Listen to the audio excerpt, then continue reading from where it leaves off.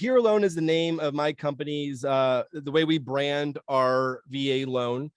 Our motto at the Home Loan Expert is we serving those serving those who served.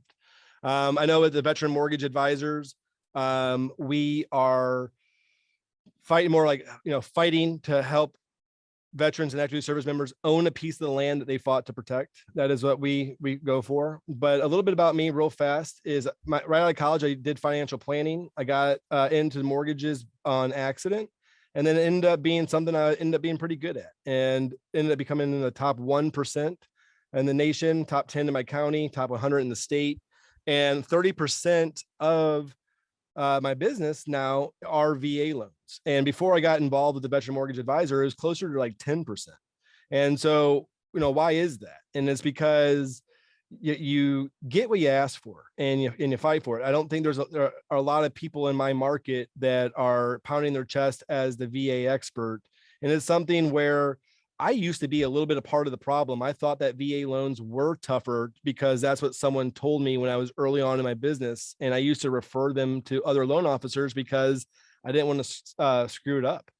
But once I started learning about it, I'm like, man, these are the easiest loans to close, and go from there. Where do we got here? What are you doing here, Tim, on me? All right. Sorry about that. Here we'll go.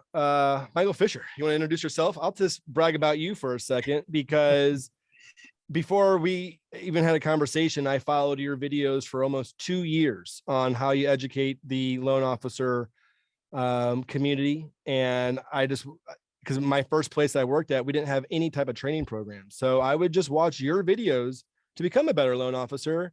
And then now fast forward like 4 years later, like we're actually friends in real life.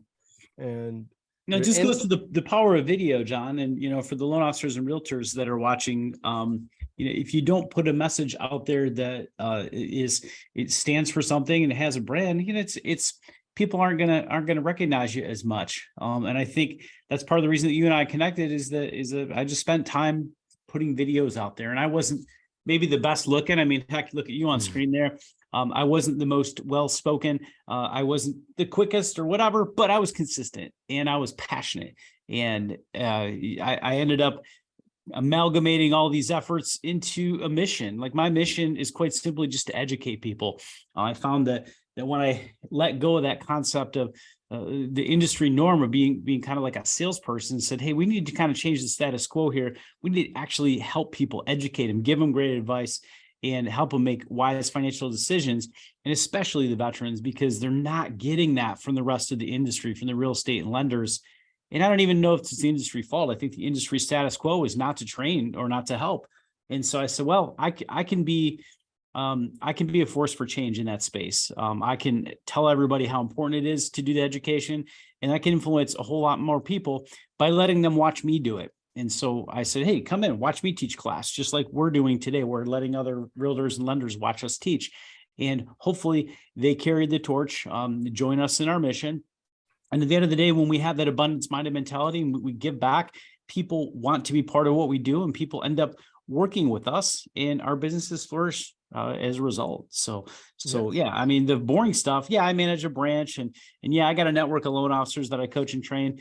But the fun stuff is exactly this, when I get to talk about VA loans and how they can help veterans live the American dream, but also make great financial decisions and end up setting themselves up for life. Yes, because I always say, like, from my financial planning background, the more I've gotten to learn about mortgages and wealth building, the VA loan can be the best wealth building tool out there in all of financial services on there. And hopefully that's something that will go from there. I'm not gonna spend too much time on here, but this is my team that I work with. This is the Jon Howard team. Matt Michael down here is our veteran, our brand ambassador that works on MacDill Air Force Base and tells everyone how awesome we are. And then everyone else here helps get loans closed, and loans closed quickly on here. Usually when I try to when I do these classes, this slide takes about 20 minutes, but this is not about me today. This is about our veterans and celebrating the VA loan on Veterans Day. So what is our mission and how we will get there? So like I said, our mission is to help veterans own a piece of land that they fought to protect. And we're going to do that by educating the local boots on the ground, the realtors, the loan officers, people in the military. If anything, for the military members that are watching this, do not let anyone tell you not to use the benefit that you've earned. The VA loan, not everyone in America can have it. You had to do something to be able to qualify for it. And it really is the best loan in America. The only downside I talk about is that it has a funding fee sometimes, but if you have a service-related disability, that will go away. But that shouldn't stop you from buying. But nothing grinds my gears more when I get a referral and they say, yeah, they're VA eligible, but can you qualify them for conventional instead? And then we usually have about a 10-minute conversation about why. And sometimes, like maybe 1% of the time, it makes sense. But most of the time, all the time, you should be using your VA loan. So for the realtors out there, what we do at Veteran Mortgage Advisors and Hero Loan here is that we help you grow your business while advocating for veterans. When I first got in here, I'm not a veteran myself. I thought that people would look down upon me for not being a veteran. Like, why do you care so much about it? But I think when people see that how much you care and how much value you bring, you get welcomed with open arms. And I go out there and pound my chest on video marketing in the radio, asking for the referrals. And I try to be professional. I don't talk badly about other mortgage companies, but I will tell you that friends don't let friends use Veterans United. I think the more times that you see that in here, like we probably on my team, at least once a month, sometimes 2 times a month, we get a turn down from Veterans United that we have to save the day. And sometimes there is no chance to save the day, and they should never have gone under contract and looking at houses. And nothing's more infuriating when someone wastes money on inspections and appraisals and risk their earnest money deposit because that big box lender didn't do their job up front on there. Oh, today, right now, it is 11/11 right now on 11/11. So make a wish. My wish is for everyone here to get better at VA loans and to advocate for our service members to own homes. So for everyone in here, hopefully, like, remember this chat, it doesn't look like anyone's asked any questions in the question and answer thing yet. But remember, this is supposed to be interactive. And is anyone here a veteran on the call or active duty? All right. Everyone's a little gun shy here. Hi, everyone. If anyone has questions, please use that. All right. So, a blue star mom. There we go. Has to unmute. What are you doing there, Tim? Oh, man, Michael, my brand ambassador there. Hello. That's my guy right there. Yeah. Thank you for the sacrifice, Matt. You know, and not just having to work with me on a daily basis, but actually what you did for the country. I'll just say, I'll say real quick, when I got out, I wanted to keep one toe in. I didn't know what that looked like, but, Jon's brought me on. His team supported me. He's mentored me, taught me the tricks of the trade. So, we see all the time. It's nice to have a little yellow decal on your car or whatever. I support the troops. Cool. How do you do it? Jon and his team support the troops every single day. So thank you, Jon. Happy to be here. Awesome. Well, thank you on here. Any realtors, are there any big concerns that you have? Right now, this is a safe space. You can talk about if you had like bad experiences with the VA loan beforehand, that's okay. But remember, who you work with matters. What fees do we charge on your loans? Well, usually we have a $1,200 underwriting and processing fee and an appraisal, but for us on VA loans, we do not charge anything in Section A. So there's no fees, lender fees. And we go one step further. We pay for the appraisal and we order that appraisal on day one. That's how we can close loans so quickly. And if the veteran backs out of the contract because of inspections, I just eat that cost. And in the last 24 months, I've closed over 100 VA loans. I've only had to pay for like 4, maybe 5 appraisals that didn't close. And it's just the risk worth taking to help get our offers accepted. Because sometimes listing agents are concerned about what an appraiser might say about the property. Well, let's get that appraisal as soon as possible and clear those hurdles early on in the contract. Any agents here that want to serve the veteran community but are unsure how to? Michelle, no, we do not collect for the appraisal on the CD. That is something that we legitimately just pay for on the veterans on there. All right, let's get into the meat and the potatoes here. So for the realtors here, for the realtors that are here, if nothing else, like obviously, hopefully you do it for the right reasons because you care about veterans and home ownership, but branding yourself as a veteran friendly realtor, there's a lot of opportunity because the military is the largest employer. 1.4 million VA loans were originated in 2021. 4,000 purchases just in the Hillsborough and Pinellas area used the VA loan. Military personnel relocate every 2 to 5 years. So that means for a realtor, you can help them buy a home, you can help them sell it, and then you can refer them to someone in the country when they get PCS'd to another base around there. John, what is PCS? Oh, yes. A permanent change of station. So how about that? Sometimes there's so many acronyms out there. And a lot of times, like, I have no idea what that stands for, but I know what it is. That one is orders to go from one base to another base. Very common. Part of the reason the military have so many relocations and own more houses than the average American. So remember that. Real estate agents, depending on what state you're in and who's doing the math, the average vet owns 1 to 2 houses more than the average non-veteran homeowner. Yes. Now, these stats on the right are kind of sobering. And what is so crazy to me is that 33% of veterans didn't even know about the VA loan. And here I thought that's the whole reason why people would join the military. But if you think about it, like when they get transitioned out of the military, they get this huge binder of all the benefits that they have. And it's like an 8-hour course, and about 10 minutes of that course is on the VA loan.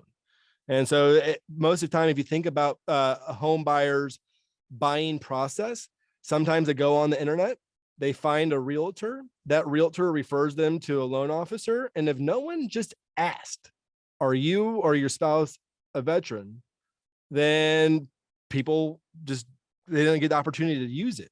And so there's been a good push now, like on the loan application now, one of the required questions is, are you or your spouse a veteran? And that's so that way people want the VA loan to be used more because it is such a strong loan. But a lot of times people don't use it. That's crazy. Michael, we have a question here. I know we're going to touch on it later, but just remind me just in case. It's about condos. Finding condos that are VA approved has been quite a challenge for this realtor. And I don't have my glasses on, so I can't read that far. Karen. So yes, Karen, we will go over the approved condo, but I can promise you you'll like the answer because getting a condo approved is not that hard. I always say that the only downside of the VA loan is the funding fee, but 26% of the veterans are funding fee exempt out there. And then that funding fee really isn't that bad. So every veteran and loan officer or every realtor and loan officer that's on this call, these are 3 mandatory questions that you have to ask. Are you or your spouse a veteran?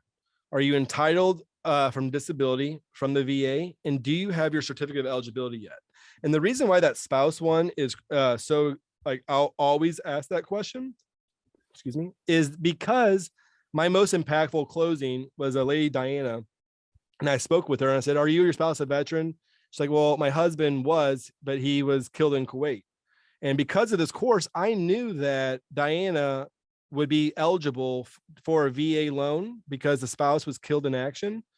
And so long story short, we ended up saving her on that 20% down payment that she was going to use. She got to keep all that money in there to build wealth for her daughter's college education. Her interest rate was 0.5 point less than what it would have been on conventional. And at that closing, there was not a dry eye. And it's something that the more you work in the military community, the more impactful stories you'll have. And again, like I'm trying to power through this presentation in 45 minutes, but just please always just ask those questions. The disability is important because one, if you're 100% disabled, you are not, you don't have to pay property taxes in the state of Florida, or 70% with a unemployment rating. We'll get to that later. But that's something that's huge because maybe they're looking at homes that might be a little bit outside of their price point, but next year when they homestead the property, they won't have that tax portion of the mortgage payment. So that helps veterans get a little bit bigger of a home that had that 100% disability rating. And then that certificate of eligibility, you don't have a pre-approval unless you pull that certificate of eligibility. And probably about the large majority of my rescue cases are someone that pulled their certificate of eligibility late in the mortgage process and found out that they're not even eligible for a VA loan for one reason or the other. So before you start home shopping, please, please, please pull your certificate of eligibility. And that's something that my team can do relatively easy. Michael, do you have anything you want to add? Yeah, for sure. Important distinction there where you say, are you or your spouse a veteran? Never just assume that it is the male. Now, always ask about the spouse. Couple reasons there, just honestly, or obviously show some respect to the female veterans. That population is growing a lot. That population isn't using their VA benefit at as high as a clip. They need education just like everyone else about how the benefit works. And number two, you have cases where you could potentially run across a surviving spouse, a spouse whose significant other, husband perhaps, was killed in action or died of something related to their time in service. Perfect example would be like an Agent Orange exposure. And that spouse has a home loan benefit. They're not necessarily given information about that home loan benefit when they receive the benefit because the VA doesn't really have an education department. So it falls on us as real estate agents and lenders to try to help educate the community. So I'm going to tell you to make sure you ask the question like that. And odds are that you may never run across it. But man, if you do, and if you're the person that helps a surviving spouse uncover their VA home loan benefit, you can actually save them a ton of money because of the lower PMI, because of no funding fee. And it just, what a great way to help them learn how to put their finances in order through this benefit. 100% agree. So these are the 6 myths that we are going to uncover today. For anybody out there, how many people here have heard about just because a veteran puts 0 down, they're considered a weak buyer? They kind of get lumped in with that weak buyer, or that they're harder to close, or the appraisal is tougher, or you can only have one at a time. Man, I always hear no skin in the game, no skin in the game. That right there, that phrase drives me crazy. And it's because, like, depends on how aggressive I'm feeling, like how many cups of coffee I had that day when I'm fighting the listing agent to accept an offer. And if they say that, I might say, well, maybe that service member left their skin overseas defending your freedom only to come back to deal with someone like you that is ignorant to the VA loan. You know, usually I'm much more professional and nice, but that skin in the game, that's that service of sacrificing time away from your family, putting your life at risk and fighting for our freedoms. That's the skin in the game. I mean, it seems like a different form of disrespect, but it's almost kind of like when the vets came back from Vietnam and they got spit on. I mean, it's like, hey, wait a second, are these two things really different? And I don't think you're going to win the battle by saying it like that too much publicly, but you know, in a closed session like this, we can talk about it. I think the challenge there is education. You have to explain to people why 0 down doesn't make a big deal. And of course, we're going to go into that next. Yes. So let's go through Empower. So the 0 down, I think a lot of times that people will lump VA and FHA together. And I don't want to poo-poo on the FHA loan because I think the FHA loan is also a good loan.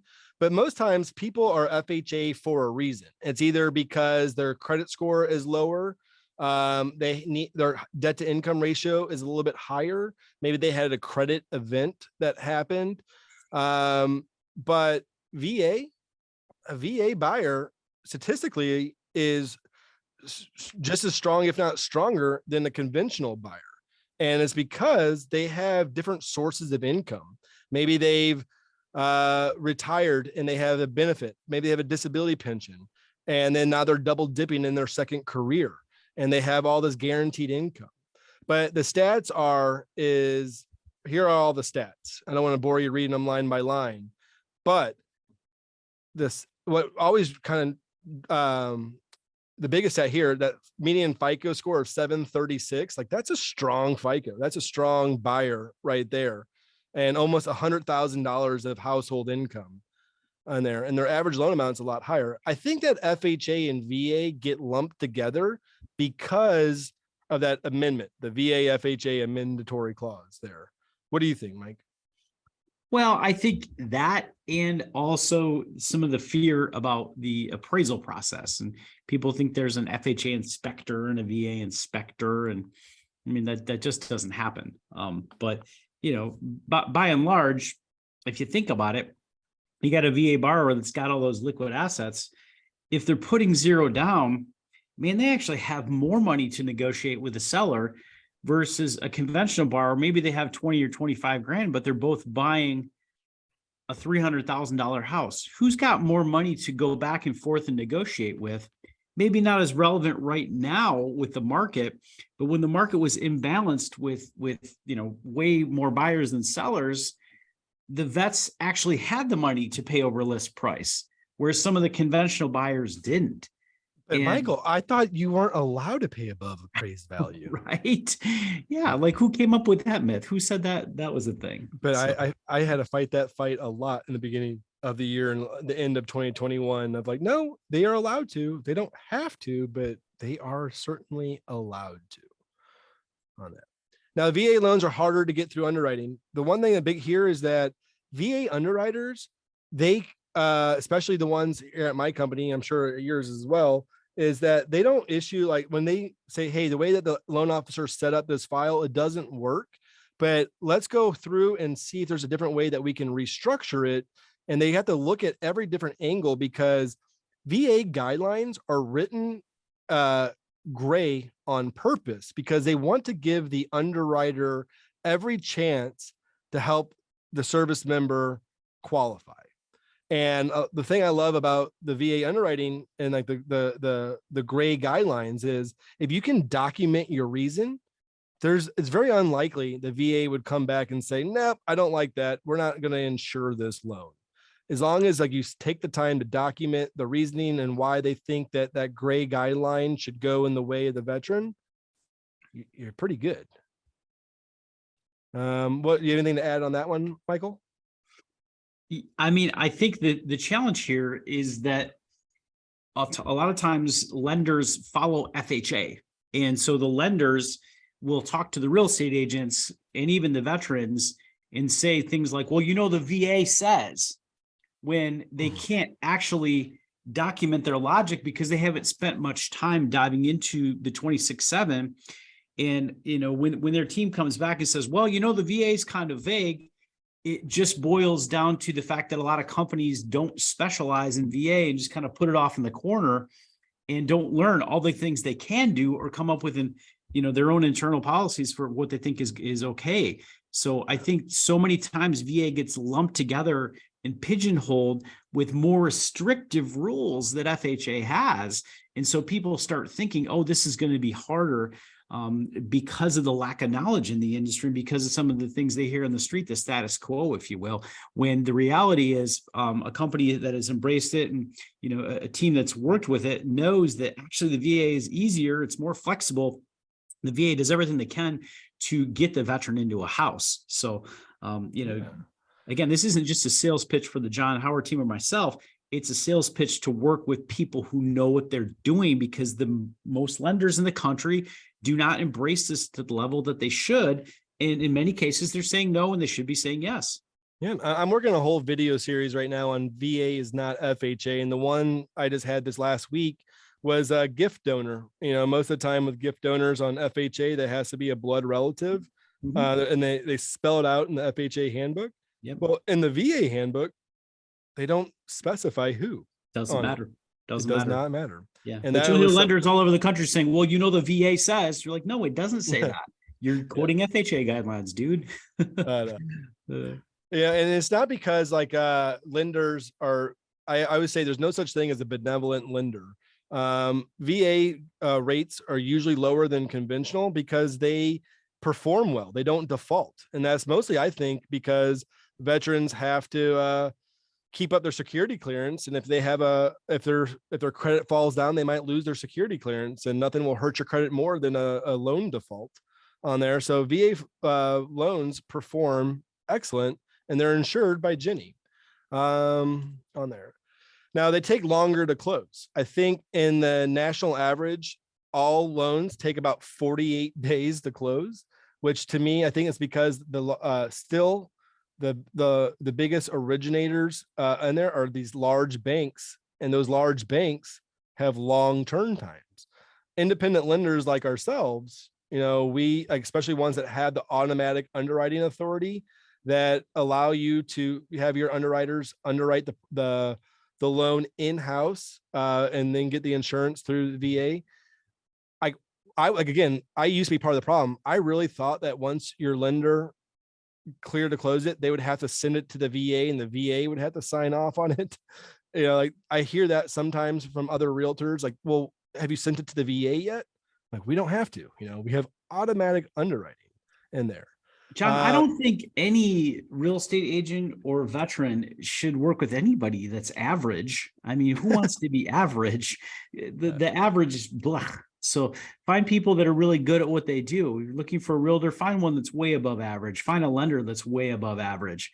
And the status quo perhaps isn't where it should be. Yes, we keep talking about raising the bar, but there are lots of folks out there that are way, way, way above the curve. They close their VA loans as fast, if not faster, than conventional loans all day, every day. And when rates were down in the 2s and the 3s and appraisals took like a month to get back, what was neat about VA appraisals is that they have specified turn times. So by the time the appraiser accepts the order to the time the lender has a report in their hand, has to be maximum of 14 days. And lately now in this new market, we're starting to see them more in like 2 or 3 days on there. And so they do not take longer to close. False. Nice. The seller must pay the veteran's fees. So I don't let's see, what time is it? I got about 20 more minutes. I want to power through this. I don't want to spend too much time. I would say, long story short, I mean, there's a very popular credit union amongst veterans and active duty service members that usually has a 1% origination fee. And when you have that 1% origination fee, that makes the veterans offer weaker because they are not allowed to pay for certain fees if the lender is getting the 1% origination fee on there. And the one that I always see the most is that pest inspection fee. But down here in Florida, the buyer is allowed to pay for their own inspection. And so, like I say, if I'm a seller, I would like to sell my house to a veteran just because of the advocacy that we've gotten into. But most people, like the sellers, if I'm going to accept an offer, I want to make sure if it's a $400,000 offer FHA or a $400,000 VA or a $400,000 conventional, I should net the same. And there's this myth that VA, if I'm a seller and I accept a VA offer, I'm somehow going to net less. And in there, it's usually only if the lender has a 1% origination fee, right? Yeah, usually that's the case because the home prices have been going up a little bit. And most lenders don't charge $3,000 in processing and underwriting. There's still a few that charge 1% origination, but at the end of the day, if a lender charges, let's say $1,500 and it's a $300,000 purchase, that's only half of your 1%, right? I mean, I hate the public math thing, but on a $300,000 purchase, 1% is $3,000, right? So, so $1,500, the origination fee would be half of what they call the non-allowable fees. That doesn't mean that the seller would have to pay or anything like it. It just means the veteran can't pay, but you can go all the way up to $3,000. So if there's something like a title closing fee, and you're only charging you 15 all day long, the veteran can pay that. Why is that important? It's important because when you're negotiating back and forth, you don't want the veteran's offer to look like an inferior offer. You don't want it to look less favorable than a conventional loan, because maybe the seller is going to net less money because they have to pay a fee. Well,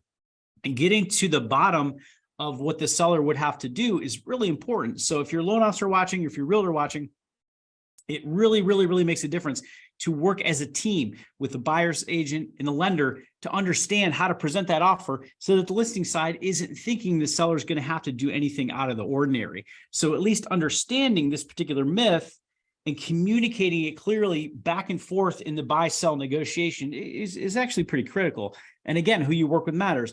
A good lender knows exactly how this works and isn't going to put you in a position where the seller would have to kick in something, and especially not be aware of it. So and like you said, in the pest inspection fee, that's something you don't need to worry about in Florida. The veteran can pay it. Home inspector can include it in the price. The lender could potentially offer to credit that.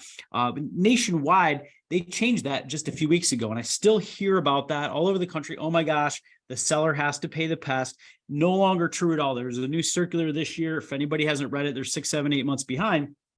The pest inspection fee can always be paid by the veteran. And yes, if you're a veteran and you're watching this, yes, you probably want someone else to pay your fees. You know, Right. you us as a lender. That's not good. You know? Yeah, exactly. But you got to understand that when you're negotiating back and forth with a buyer and a seller, and you tell that seller like, hey, I want you to pay all my stuff because I'm a veteran, and someone else comes up and says, hey, I'm not a veteran, I'm willing to pay this stuff and pay you more money. The seller's going to say, well, we kind of like the veteran, but he's asking us to net less money. And, you know, it's maybe not just $1 or $2, it's maybe $1,000. All of a sudden that money thing comes into question. So the ability to freely negotiate as a veteran is kind of important. So when you're working with a partner who is going to throw up obstacles to you, as opposed to just keeping it open, that's a dangerous direction to go. So again, understanding this stuff as a real estate agent, as a lender, and as a veteran who's potentially trying to buy a house is really, really important, because you don't want to hear like, oh man, I submitted my offer for the 5th house and it got rejected and it got rejected and it got rejected. John, how many stories do you hear like that, where somebody was working with another lender or an online lender and they just can't get a house under contract because their team doesn't know how to negotiate? Exactly. And that's why it's important to have that strong team of a lender realtor partnership, where I know you do as well, but my realtors always have me call the listing agent and say, hey, you're about ready to get a offer for Tim Perez. We'll let you know we have everything that we need from him. I can close his loan in 21 days. I know it's a VA loan. What questions do you have? And you address these concerns up front so that we put the veteran in the best light to say, you know what, I feel comfortable. This lender knows what they're doing. We can close quickly. Let's go ahead and accept this offer on it. So false. The seller must have totally false. Yes. So this one is like my favorite one. It's like my bar napkin trick on here, but a veteran may only have one VA loan at the time. And so it is a question about entitlement. And so there's eligibility, entitlement, and qualification. So it's all more about your entitlement than it. So like if you have the eligibility, meaning like, can you qualify from a debt to income ratio standpoint, even though one thing about VA loans don't care about debt to income ratio, they care about residual income. That's a different thing. So like if you can get your offer to, if you can get the loan approved, having multiple real estate owned, then that's your eligibility. The entitlement then becomes, well, how much money do I have to put down, or can I get this second home 100% financed on there? So this is what we talked about. This is what a certificate of eligibility looks like on here. We talk about how we call it the golden ticket, because without this document, you don't have a pre-approval letter. So imagine this Marine, happy birthday yesterday, by the way, got this, imagine they, like Veterans United, put them through, hey, you're good to go under contract. All of a sudden they pull the certificate of eligibility 20th day into the contract and like, oh man, you have $104,000 of entitlement used up on here. Sorry, like that that loan amount, now you're gonna have to put a down payment on there, and they're like, well, I don't have that down payment on there or on it. So that's when, like, so imagine instead of this one saying active, it said foreclosure on it. Well, that $104,000 is gone until the VA gets paid back from that loss they suffered on here. So all that said is, here's a cool little bar napkin that we have here. So I'll go in and people are like, man, you're so smart, John. So right now the max loan amount in Hillsborough County is $647,200. You take that number, you divide by 4, and we have $161,800. So now for this Marine, they have $104,000 used up. So we subtract that the 161,800 from 104. Is that 193 or 183? My eyes, 193. And how much is that? That leaves us with $57,607 of entitlement left. Now we multiply that number by 4, and this Marine can buy a $230,428 of 100% finance house. So on this home that they have, they can this one says active, they can continue to rent it out because maybe they have that 2.25 interest rate they don't want to give up, and they want to go buy another house. Well, they can go out and buy a $230,000 house with 100% financing and not have to put down any down payment. But maybe they want a bigger house. Maybe they want a $500,000 house. So we want to take $500,000 and we want to subtract that 230,428, and that leaves 269,572. And then we're going to divide that by 4. And that means this veteran that wants to buy that $500,000 house just has to put a $67,393 down payment on there, and then they can keep this house that they have rented out, building wealth, and then they can go out and get that $500,000 house with 13% down on there. I probably should use John. Let's say for example that you just lost me with all that public math. Okay. Right. What's the most important thing to remember about all this if you're a veteran looking to buy and you own another house, or you had a foreclosure, or if you're a real estate agent that, again, is like, hey, I'm not sure that I'm really solid on this math, but I need to know some of this. Like, what should they really just remember here? That one, you're allowed to have more than one VA loan at a time. 100%. And go talk to a lender that actually knows what they're doing, and they can make those calculations for you. Right. So it's got to be a primary residence as long as they're buying another house. And if the story makes sense, like, hey, I owned a property, when I was at Camp Lejeune, for example, not me, I'm just making up a scenario here. And that property was 150 or whatever. Now I'm going to buy in Tampa. I got my big boy, big girl job, and I'm working with a defense contractor or whatever. I can buy another house using my VA loan. I mean, that's important. Or I maybe had a foreclosure back when I was young and dumb, and now people keep telling me that I can't. That's not necessarily true.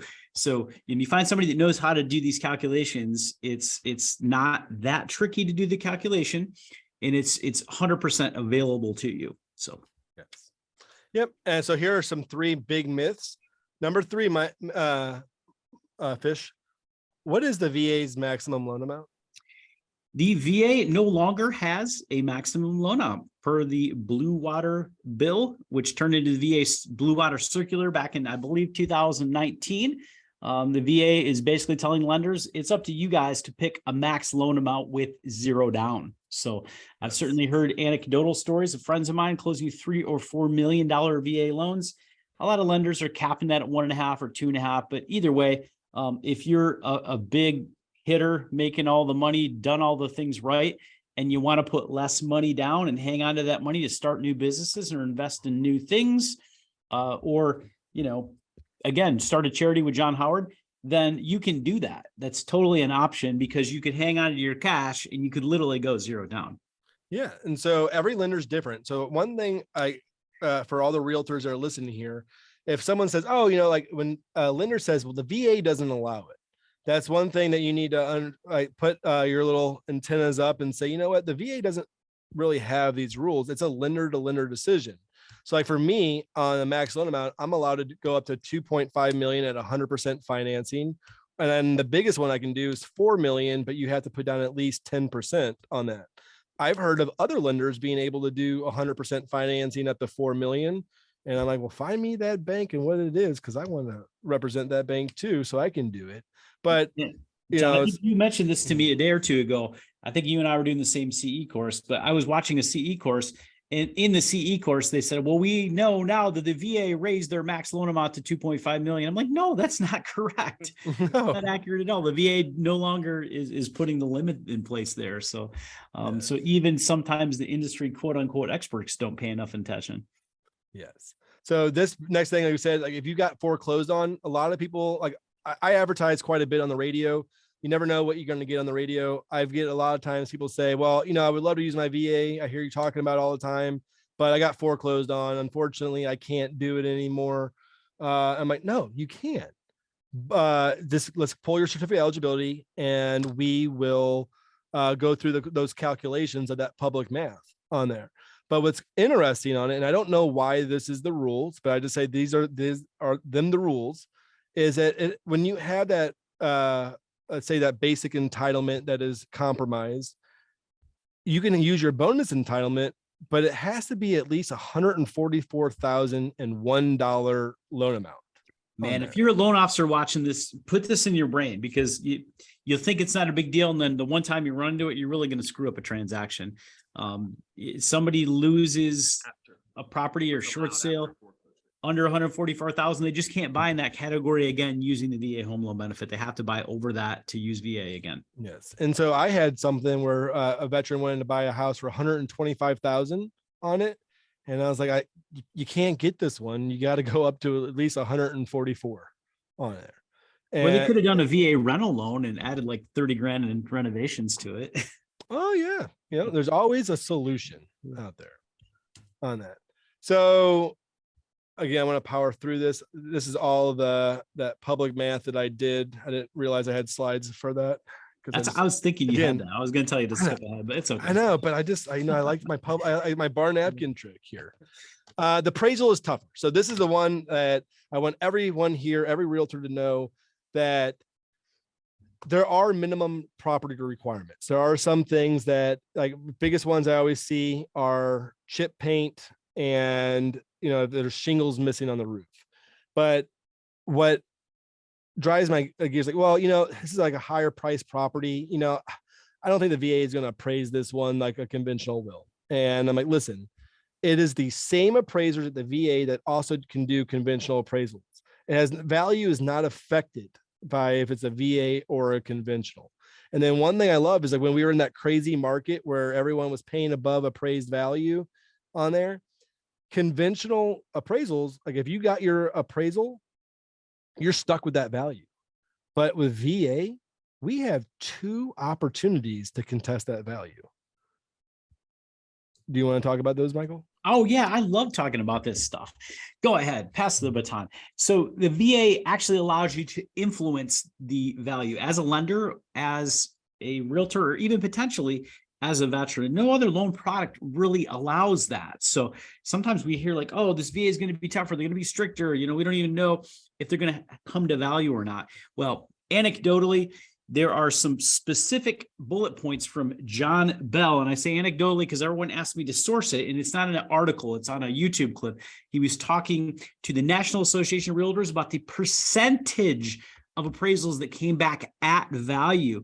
And the percentage was identical to conventional loans. So first off, like John said, the same appraisers, the same process to come to value. So the odds of getting value are exactly the same, no statistical difference. Now, let's say that you come in low, your value isn't there. That dang VA appraiser, they're getting old. They're not paying attention. They're not doing their job. I'm so mad. I hate them. The VA is terrible. These are the things we hear as loan officers, and maybe even sometimes veterans and agents perpetuate that kind of stuff. Well, the VA has given us a chance to override this person completely. 2 different ways to override them, to disagree with them and tell them they're wrong professionally. Got to remember professionally. We can't just yell. It doesn't work. Way 1, Tidewater process. initially, if you're a real estate agent, you think like, oh my gosh, this is terrible. I heard something about Tidewater. What does it mean? It means my appraisal is coming in low. It's not going to meet the purchase contract. That sounds horrible, right?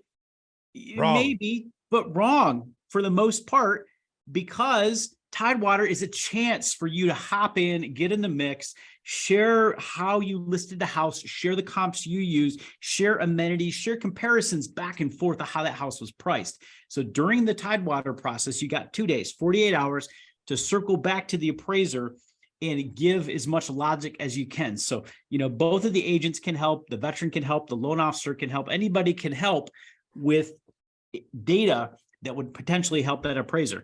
Now, people get confused all the time. The first question they ask when I say like, hey, this house is in Tidewater, they go, what's the value?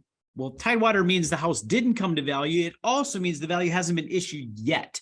There isn't a value assigned to the house yet. So the loan officer can't give you an appraisal or appraised value. They just know that the value is not there yet. So you're kind of jumping into the process. They're giving you a chance to help. Let's say that you tried and you helped and you found some data, but it still wasn't quite enough for that appraiser to agree, and they come in low. Now you got a second chance. You got an opportunity to go right to the VA and over the appraiser's head, completely override them with something called a reconsideration of value. Reconsideration of value, you take your logic, your data, all the things that you think, and the veteran ideally signs off on it and says, yes, as a veteran buyer, I understand that I have the option to potentially get out of this contract, but I think I still want to proceed because I think this house may be worth more. We've done this research. We've talked to our agents. These are the talking points, and this is why we think the value is there. So veteran signs off on the letter. The lender or the loan officer or the SAR, which is the staff appraisal reviewer for the lender, sends that request over to the VA. The VA typically comes back in 4, 5, or 6 days. Now, instead of like teaching you all the nuts and bolts of all this, I want you to remember one thing. That reconsideration of value process has a success rate of about 79%. The biggest problem with reconsiderations of value is what, John? I'm going to throw you on the spot here, and maybe you'll get this right, maybe you'll get this wrong, but this has been my new talking point all over the country. What do you think the biggest problem is on reconsiderations of value? Like the risk of overpaying? Nah, the biggest problem is this, okay? And I heard this stat a couple years ago at a VA lending conference when all the folks in the room were saying, when's the VA going to get on board? When's the VA going to change things? When's the VA going to become better? And the heads of the VA that were on stage, the loan production officers, were like, guys, we gave you a process. It's called reconsideration of value. We just got off the phone with NAR before this conference, and NAR, National Association of Realtors, told us that, these are the number of appraisals that we think are out of line. So we went and looked at our books. We said, guys, for every, X amount of appraisals that come in, this is the percentage of appraisals that you send back to us to reconsider. You know what that percentage was, John? No.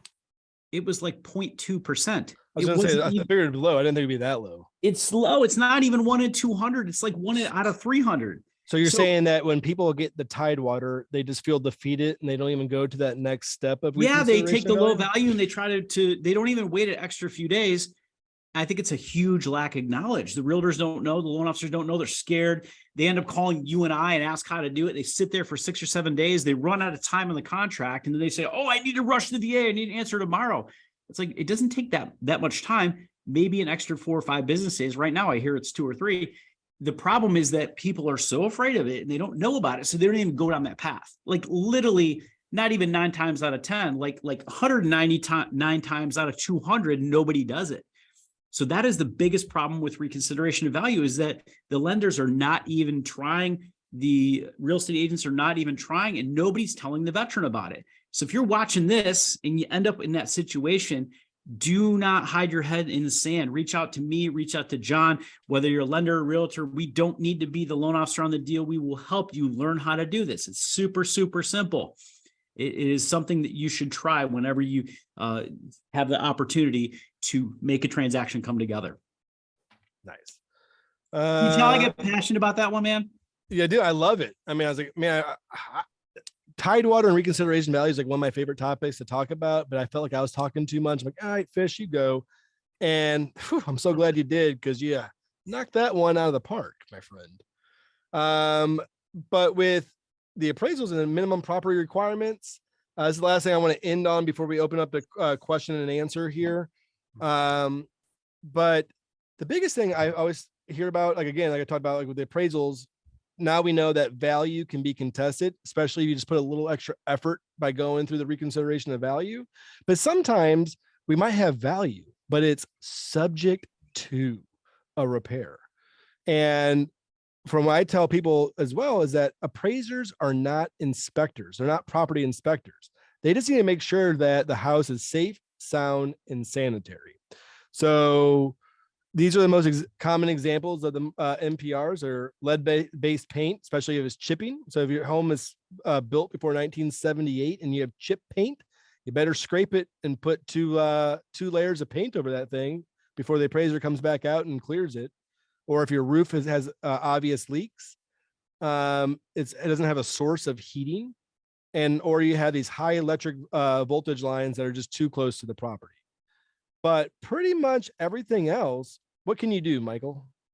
Well, people get freaked out because they think, just the age of the house or something needing updating is going to be waived by the VA inspector. And, at the end of the day, the VA's job is to get the vet into the home. And yes, they want the house to be safe and sanitary. But this is a case where, like we said earlier, so many people in the industry, because the VA tends to be a little vague and allows lenders to have some discretion, so many people default to FHA, including the appraisers. So sometimes appraisers will come in and maybe be a little bit too strict because they think VA is FHA.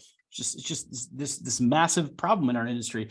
And so the VA has also given us as lenders a process to override the appraiser yet again. Hey, we overrode you once on value. Now we're going to override you again because you said those cracks in the cement are like death hazards. Someone is going to literally die, lose a limb, and cause a class action lawsuit over that 1-inch crack in the cement.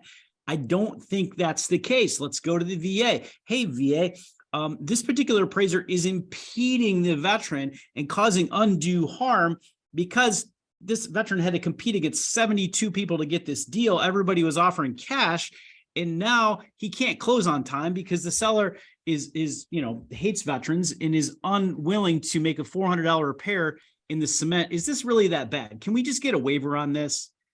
And again, I'm being dramatic to drive home a point, but minimum property requirement, something like that, it probably isn't that big of a deal from the safety standpoint. So you would see the VA in many cases side with the lender and the veteran and say, yeah, that's okay. You guys can waive that. We're going to override the appraiser on that. Many lenders don't even know it's an option that they can do it. Most realtors don't know that. Veterans don't know that as well. They still think there's this white glove inspector walking around trying to kill deals. So a lot of little things like that you can do with the VA that you couldn't do with other products. Yes. So I actually have one example of an NPR waiver. I had a big tree limb hanging over a roof that was deemed not safe. And we couldn't get an arborist out in time to trim out that limb on there. So we got an NPR waiver that said that, hey, we will remove that tree limb after closing, and the VA signed off on it. So that was something I thought I was shocked, but it works. So I always live by the line in my life of the answer is always no unless you ask. And I thought, yeah, that's probably not going to fly. We probably just going to have to push closing and get that limb taken care of. And the VA agreed with us because we gave them what we were planning to do and a quote from the arborist and when it was going to be done. And we got it signed off and we closed on time. And about 10 days after closing, the limb was removed. I'm going to keep my mouth shut because I know we're running out of time and we got questions probably coming up soon here. But yeah, I mean, these are the kind of things we could share stories with you guys all day long about this. We probably do when we do like the 2.5 hour class. You want to hop into this real quick before you questions, John, or? This right here. I was just thinking that it's important to know that probably the trickiest VA loans are usually active reserves or National Guard with points. And I know that we had a horror story in our VMA group where we had a reservist miss one weekend drill and was shy that 6 years of service and did not qualify for a VA loan because of that. And so it is something where, again, that certificate of eligibility is very important to get. And then sometimes if it's not coming back, you work with your loan officer, veterans and active duty service members that are watching this, and go back and get your points test and see if we can get you approved on there. What questions are we still considered in wartime? We've been in wartime forever, man. Yeah, it's kind of crazy. So yeah, the 90-day thing is something a lot of people make the mistake on. Like once a veteran starts active duty and there've been 90 days, not including boot camp, but 90 days on service, they could potentially buy as active duty. And a lot of times people get this confused because they think it's, the Reserve or National Guard. That's not correct unless the Reserve or National Guard was activated. So sometimes people will say like, oh, I heard Reserve or National Guard's got to be 6 years. That's correct. But if they were activated, if they were sent over to Kuwait, they'll be eligible after 90 days and they'll get a DD-214 that said they served at least 90 days. They can potentially buy as if they were active duty in a case like that. Also, you find veterans, I come across this all the time. I have one right now trying to get an amended DD-214 that we're in at least 90 days, but we're dishonorably discharged. Oof. Oh my gosh, the guy did drugs. He got kicked out. He could have even bought a house while he was active and had his VA loan at one point, but then he ended up losing it because he didn't get an honorable discharge. Now, if he got an honorable discharge and then he went back later and got dishonorable, he can still go back and use that honorable. So there's a lot of little things that could get confused, but I think, again, this plays back to who you work with matters, because some loan officers study this at a high level and some just look at one screen for 20 minutes and say, I'm certified and I'm an expert. And I don't think that's good enough for our nation's vets. Yes.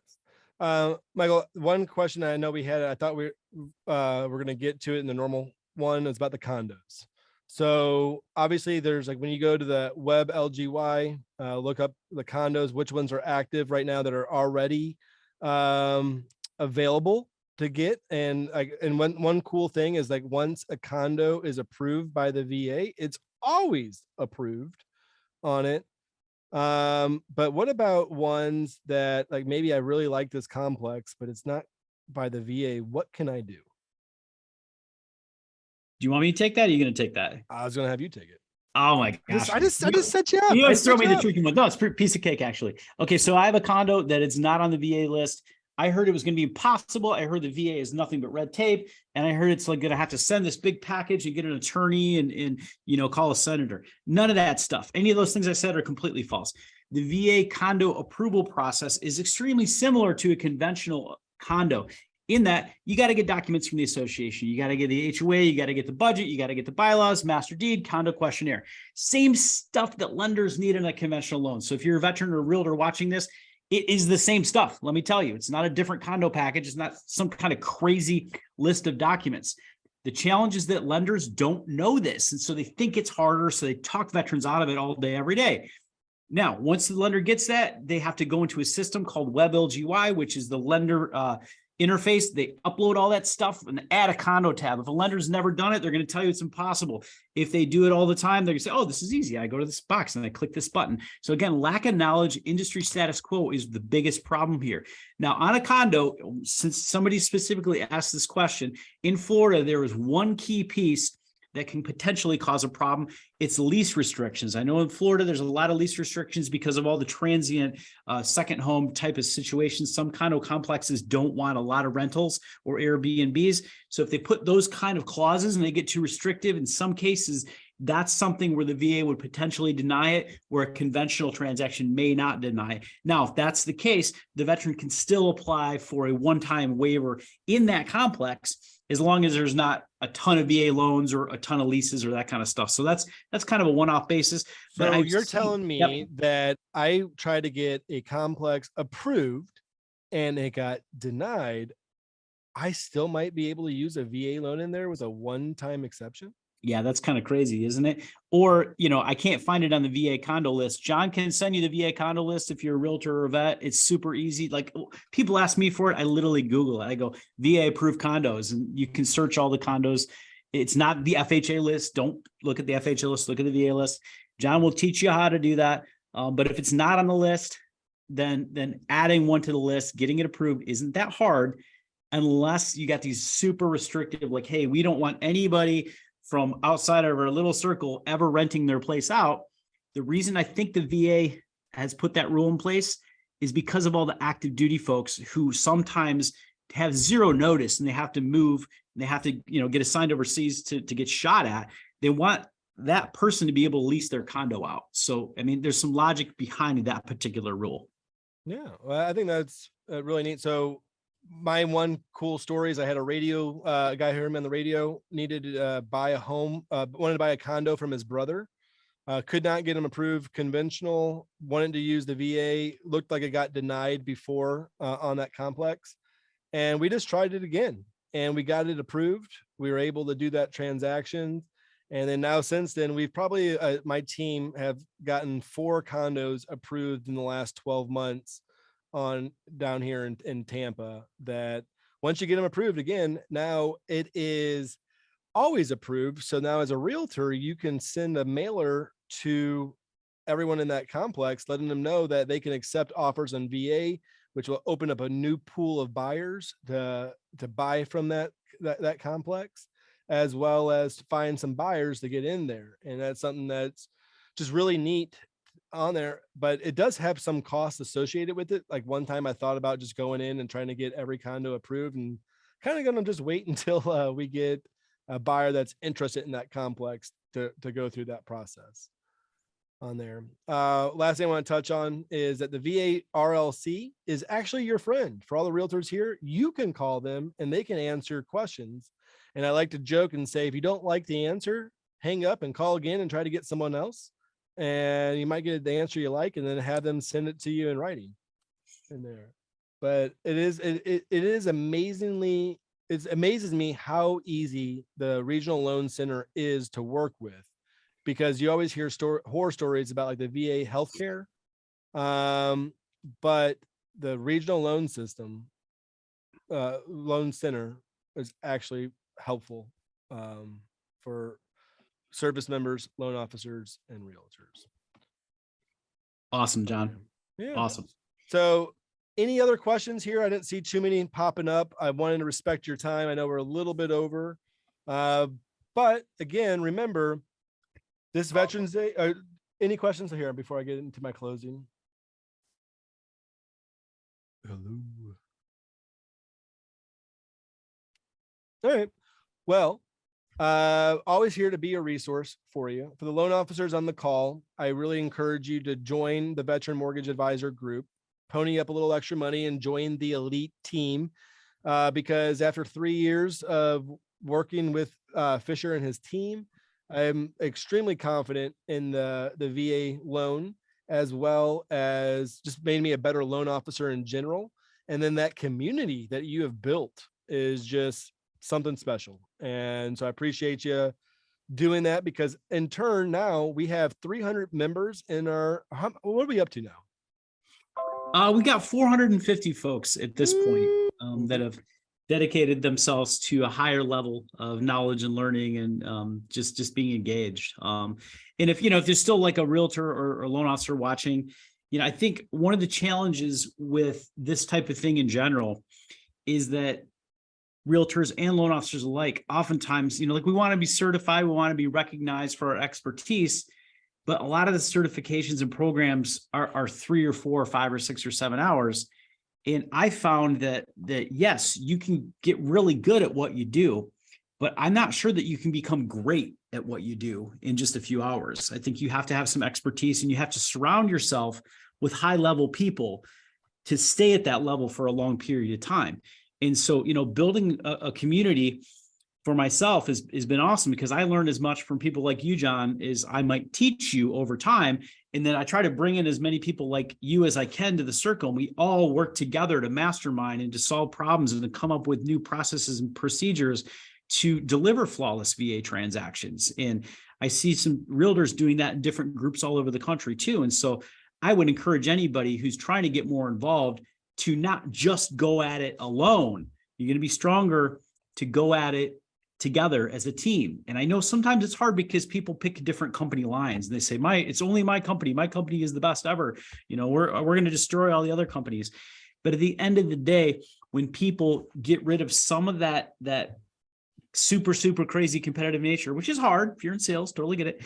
But if you get rid of some of that and you say, like, look, we got to unite here to be better for the veteran community, because it gets so bad and there's so much bad advice, so many veterans getting taken advantage of or not closing smoothly or not getting their offers accepted. We really got to bring all of our brains together to build a brand, to come up with a mission, to stand for something, and to get the word out there to as many people, many communities as we can, that who you work with matters. And the VA shouldn't be feared when you're working with high quality people. So, yeah, so I really appreciate you taking the time, Michael. There are a couple questions. Yes, we are going to send out this recording to everyone that signed up. We almost got 100 people total to sign up, which is kind of neat on here. I hope that you guys appreciate how much I've bitten my tongue and not being salesy, because it's really hard to turn off that salesman in me. But I will tell you that who you work with matters again. And I'm selfish, and I want every realtor that's on this call, I want all of your business, but especially the VA ones, because every VA loan that doesn't close reinforces the negative stereotype that they're harder, and that pushes us further back in our mission on it. On this Veterans Day, you see a lot of people say, like, thank a veteran. Well, I always say the best way to thank a veteran for their service and their sacrifice is to accept their offer. So as a listing agent, hopefully you realize that they are not difficult transactions, as well as your seller is going to net the same amount. And as buyer's agents, hopefully you have that confidence to go in there and say, you know what, my VA buyer is strong, and this pre-approval letter is rock solid, and we can close this loan fast. And we want to make sure that our veterans own a piece of the land that they fought to protect. Realtors that really want to push their increase their visibility and to get more knowledgeable, the MRP certification is worth getting. And where am I located? I am in Tampa, Florida, but I am able to work in the entire state of Florida, Texas, California, Ohio, soon, not yet. So Florida, Missouri, Colorado, Texas, California, soon to be Ohio. I do not fund in Georgia. Do you fund in Georgia, Fisher? I do. Absolutely. Yep. Yes. Yep. So I do not do Georgia yet. Hopefully that's on the horizon, but I know Michael Fisher is able to on that. Yeah, I'm pretty much everywhere between Michigan and Florida. You go up and down 75. I'm most of those states: Indiana, Ohio, Kentucky, Wisconsin, Carolinas, Alabama. Yes. We do most of that stuff. Midwest, up and down 75. Are there last chance for questions? Looks like we got them all answered in this chat. And this is kind of fun. So for all the realtors on here, if you want more in depth, I'm willing to go to your office to sit down and do an in-depth conversation about how to get your offers accepted, over debunking the 6 most common myths. Got a deep dive on appraisals and minimum property requirement waivers on that. That's about a 30-minute presentation. So we're not just a one-trick pony on this one presentation. We got quite a bit that we weren't. And if you're ever looking at ways to try to market yourself better, especially to the veteran community, that's something that my team and I can help you with, that we can work together and achieve our goal. So I think I'm going to just go ahead and sign off. My wife always jokes and say, you never know how to leave a conversation, John. And it's because I love to keep talking.